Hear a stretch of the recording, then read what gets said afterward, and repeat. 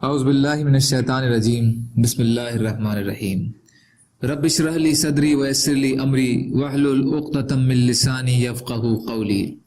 حیات الصحابہ رضی اللہ عنہم، حصہ اول، دعوت کا باب۔ حضرت سعد بن ابی وقاص رضی اللہ تعالی عنہ کی بھوک۔ حضرت سعد رضی اللہ تعالی عنہ فرماتے ہیں کہ حضور صلی اللہ علیہ وسلم کے ساتھ مکے میں ہم لوگوں نے بڑی تنگی سے اور بڑی تکلیفوں کے ساتھ زندگی گزاری ہے۔ جب تکلیفیں آنے لگیں تو ہم نے ان پر صبر کیا اور ہمیں تنگی اور تکلیف برداشت کرنے کی عادت پڑ گئی۔ ہم نے خوشی خوشی ان پر صبر کیا۔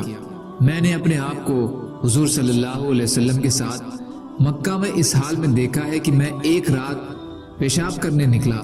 جہاں میں پیشاب کر رہا تھا وہاں سے میں نے کسی چیز کی کھڑکھڑاہٹ کی آواز سنی۔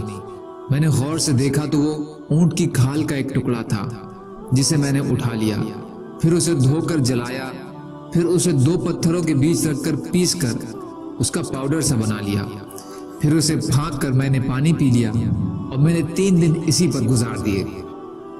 حلیہ حصہ 1 پیج نمبر 93۔ حضرت سعد بن ابی وقاص رضی اللہ عنہ فرماتے ہیں کہ عربوں میں سب سے پہلے میں نے اللہ کے راستے میں تیر چلایا ہے۔ ہم لوگ حضور صلی اللہ علیہ وسلم کے ساتھ غزووں میں جایا کرتے تھے۔ ہمارا کھانا صرف ببول اور کیکر کے پتے ہوا کرتے تھے، جس کا نتیجہ یہ ہوا تھا کہ ہم لوگ بکریوں کی طرح مینگنیاں کرنے لگے تھے جو الگ الگ ہوتی تھیں۔ سوکھے ہونے کی وجہ سے ان میں چپچپاہٹ نہیں ہوتی تھی۔ ترغیب حصہ 5 پیج نمبر 179۔ حلیہ حصہ 1 پیج نمبر 18۔ ابن سعد حصہ 3 پیج نمبر 99۔ حضرت اسماء بنت ابی بکر رضی اللہ تعالی عنہ کی بھوک۔ حضرت اسماء بنت ابی بکر رضی اللہ عنہ فرماتی ہیں کہ حضور صلی اللہ علیہ وسلم نے بنو نذیر کے علاقے میں حضرت ابو سلمہ اور حضرت زبیر رضی اللہ عنہ کو ایک زمین جاگیر کے طور پر دی۔ ایک بار میں اس زمین میں تھی اور میرے خاوند حضرت زبیر رضی اللہ عنہ حضور صلی اللہ علیہ وسلم کے ساتھ سفر میں گئے ہوئے تھے، اور ہمارا پڑوسی ایک یہودی تھا۔ اس نے ایک بکری ذبح کی جس کا گوشت پکایا اور اس کی خوشبو مجھے آنے لگی۔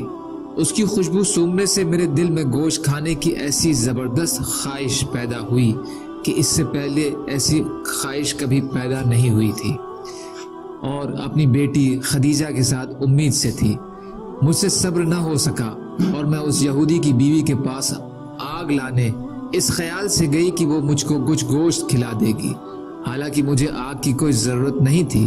جب میں نے وہاں جا کر خوشبو سونگی اور اپنی آنکھوں سے گوشت دیکھ لیا تو گوشت کی خواہش اور بڑھ گئی۔ تو جو آگ میں اس سے لے کر اپنے گھر آئی تھی اسے بجھا دیا، اور پھر دوبارہ میں اس کے گھر آگ لینے گئی، اور تیسری بار بھی گئی۔ یہودی عورت ہر بار مجھے آگ دے دیتی اور گوشت نہ دیتی، اس لیے میں بیٹھ کر رونے لگی اور اللہ سے دعا کرنے لگی کہ اتنے میں اس کا شوہر آ گیا، اور اس نے پوچھا کیا تمہارے پاس کوئی آیا تھا؟ اس کی بیوی نے کہا ہاں، یہ عربی عورت آگ لینے آئی تھی۔ تو اس یہودی نے کہا جب تک تم اس گوشت میں سے کچھ اس عربی عورت کے پاس نہیں بھیج دو گی اس وقت تک میں اس گوشت میں سے کچھ کھاؤں گا نہیں۔ اس لیے اس نے چلو بھر گوشت کا سالن بھیجا، تو اس وقت زمین پر اس سے زیادہ پسندیدہ کھانا میرے لیے اور کوئی نہ تھا۔ حسابہ حصہ 5 پیج نمبر 284۔ حیثمی حصہ 8 پیج نمبر 166 کی حدیث۔ سبحان اللہ و بحمدہ، سبحانک اللہم و بحمدک، اشہد ان لا الہ الا انت، استغفرک و اتوب الیک۔